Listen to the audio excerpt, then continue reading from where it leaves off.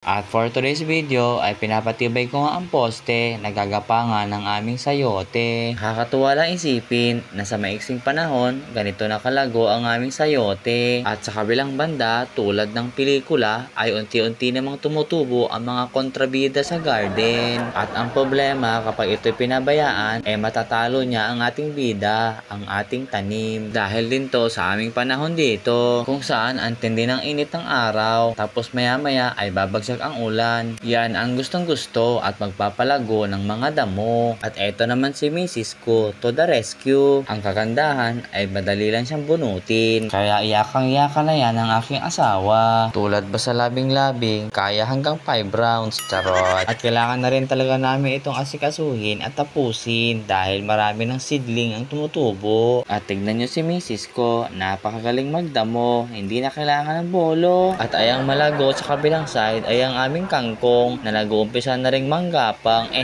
gumapang sa lupa. At eto naman sa kabilang side ay ang aming red okra na hindi namin alam kung mabubuhay pa o di kaya naman ay multo na. Charot. Pero nang aming mabisita ay humihinga pa naman ang dalawa. Charot. Kami naman bilang bago sa pagtatanim, amin ding inoobserbahan kung aling halaman ang madaling buhayin at aling halaman ang nagmumulto, mahirap mabuhay. Charot. Kaya iba't ibang klase ng gulay ang aming sinisidling at para na rin maikumpara ang kanilang pagkakaiba. At ayan na, nilinis na ni Mrs. Okay na, pwede ka nang mag-asawa. Charot! At pagkatapos nyan ay akin namang binanatan ang kawayan. Pinaghati-hati ko ito sa maliliit na piraso para mabuo na ang ating gapangan. At ang itak, tinahandahan ko lang sa pagpukpok. Baka kasi mabali at ako pa ang masapok. Charot! Ganito talaga sa pagtatanim. Init ng araw, kailangan iyong tiisin. Dahil tulad ng sabi ng mga nakararami, wala namang trabahong madali. At sa pagtatanim, wala ring shortcut at baka masayang lang ang iyong pagsisikap. At tulad ng lagi kong naririnig, trust the process. Nasa tao ang gawa, nasa Diyos ang awa. At eto na nga ang patpat na aking hiniwa-hiwa. Yung iba ay nasa itaas at yung iba ay dito naman natin ilagay sa tagiliran. Ito ang kanilang magiging hagdanan at gagapangan paakyat sa itaas. Atin lamang itong itatali mga kawiner dahil ito nga ay pansamantagal. Charot. At mas maiging nakatali para mas madali mo siyang tanggalin kapag iba na ang gusto mong itanim. At syempre kahit tali lang yan ay kailangan din nating tibayan dahil malakas din naman dito sa amin ang mga bagyong dumadaan. Tulad ba ng jowa mo, pinagtagpo kayo pero hindi tinadhana, dumaan lang sa buhay mo. Charot. At hindi mo na namin tinapos dahil inabot na kami ng gutom. Kaya kami nagligpit na at umuwi.